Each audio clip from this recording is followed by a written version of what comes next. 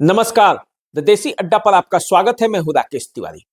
देखिए, पटना के Shambhu girls hostel में नीट छात्रा गायत्री के रेप और मर्डर कांड का मामला खुलासा होने के बाद पूरा बिहार सन्न है।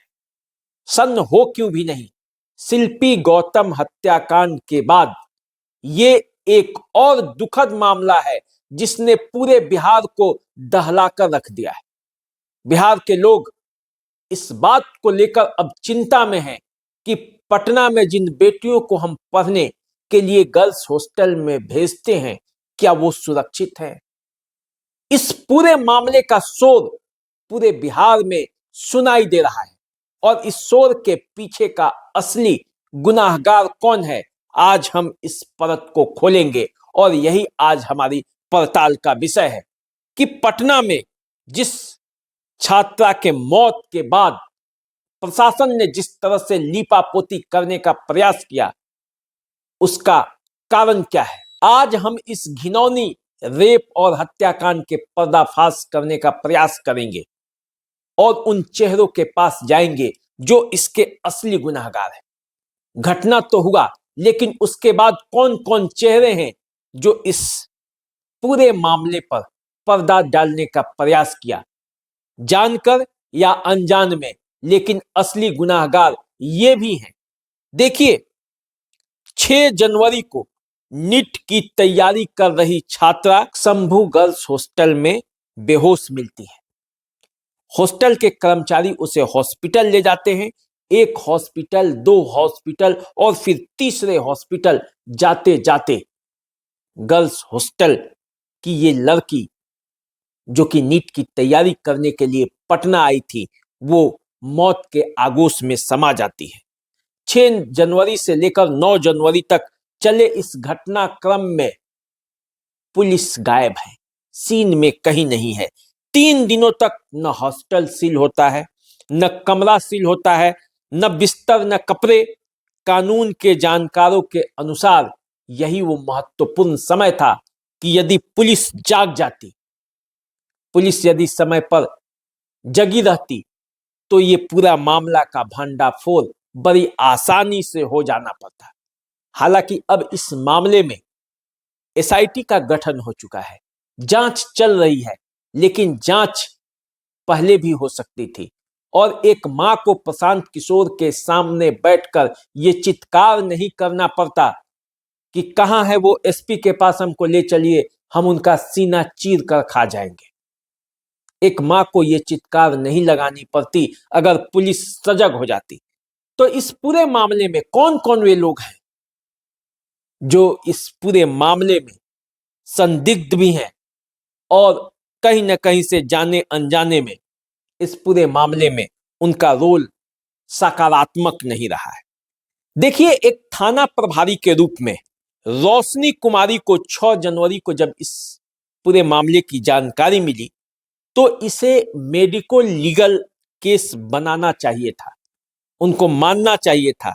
कानून में भी स्पष्ट है कि यदि कोई छात्रा संदिग्ध हालत में बेहोश मिलती है तो पुलिस को तत्काल मौके पर पहुंचकर कमरे को सील करना है, हॉस्टल के चार्ज और परिवार को सूचित करना होता है। उन्हें चाहिए था कि वे एफआईआर दर्ज कर तत्काल प्रक्रिया शुरू करती, फॉरेंसिक टीम को बुलाती और अस्पताल में इलाज के दौरान निष्कर्ष निकालने से बचती। लेकिन 3 दिनों तक पुलिस गैर हाजिर रही। सबसे बड़ा सवाल तो यह भी है, इस दौरान हॉस्टल का कमरा खुला रहा, 3 लोगों को हिरासत में लेकर छोड़ दिया गया। न हॉस्टल की जांच हुई, न कमरे की जांच हुई। सबसे गंभीर चूक तो यही थी। थाना प्रभारी के शुरुआती जो जांच है उसमें वो फेल रही, क्रॉस चेक भी नहीं की कि पूरा मामला क्या है। देखिए, तो ये मामला रोशनी कुमारी पर जाता है। दूसरा जो यहां चूक हुआ वो हुआ एएसपी स्तर पर। उन्हें यह देखना था कि शुरुआती जांच में कोई एंगल छूट तो नहीं रहा है। उन्हें चाहिए था कि 6 और 9 जनवरी की पुलिस की गैर हाजिरी पर सवाल उठाते और हॉस्टल की दोबारा जांच करते। यही नहीं, नीट छात्रा का स्टेटमेंट भी लेना चाहिए था।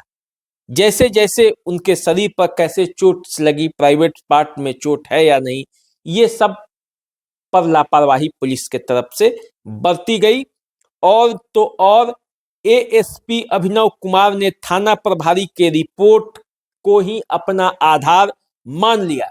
न कमरे की फॉरेंसिक जांच कराई गई, न नए सिरे से संदिग्धों को जोड़ा गया।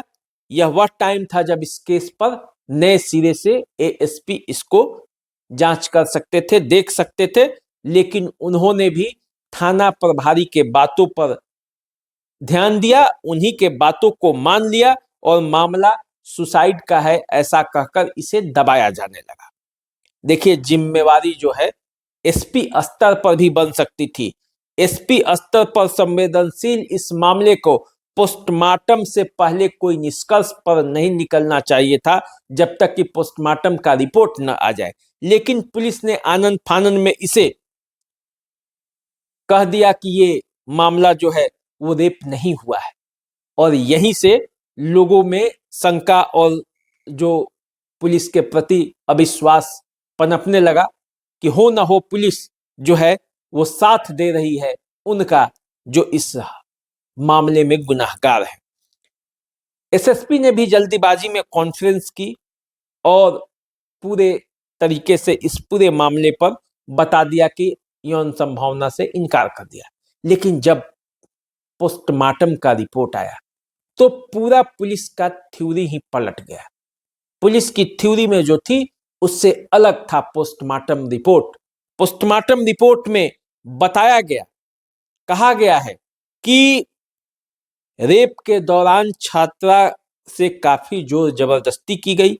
2 घंटे तक छात्रा दरिंदगी करने वालों से लड़ती रही। गर्दन और कंधे के आसपास नाखून के गहरे घाव मिले। छाती और कंधे के नीचे हिस्से पर भी कई खरोच के निशान मिले हैं। पीठ के हिस्से पर नीले निशान कठोर सतह पर रगड़ा हुआ है। प्राइवेट पार्ट्स में ताजा चोट है, ब्लीडिंग भी हुई है। छात्रा बेहोश जब नहीं थी तो खुद को उसने बचाने की कोशिश की। रेप कांड में 1 से अधिक लोग भी शामिल हो सकते हैं। ये सब जो है वो पोस्टमार्टम रिपोर्ट का जिस्ट जो है वो यही है।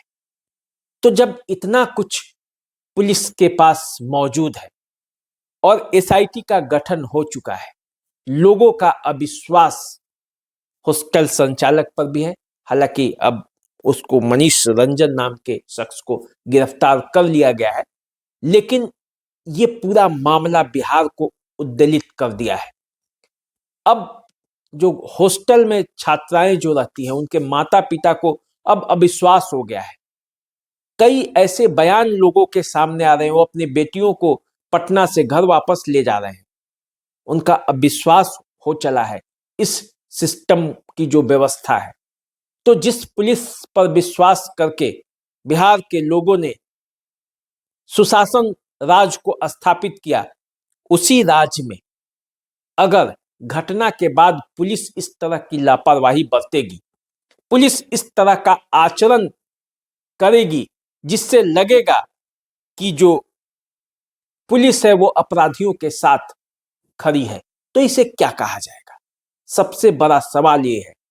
घटना घटती है, लेकिन यदि पुलिस का आचरण पीड़ित के पक्ष में रहता है तो विश्वास जमता है, और यदि पुलिस का आचरण पीड़ित के बजाय अपराधियों के पाले में चला जाता है, उधर से वो खड़ी हुई दिखाई देती है, तो फिर वही अविश्वास उत्पन्न करती है और पुलिस के प्रति लोगों का अविश्वास उत्पन्न होता है।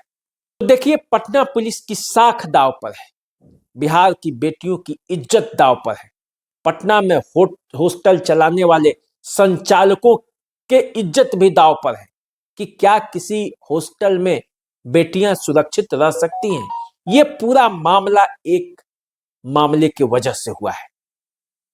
तो देखिए आगे क्या होता है, प्रशासन कैसे कदम उठाती है।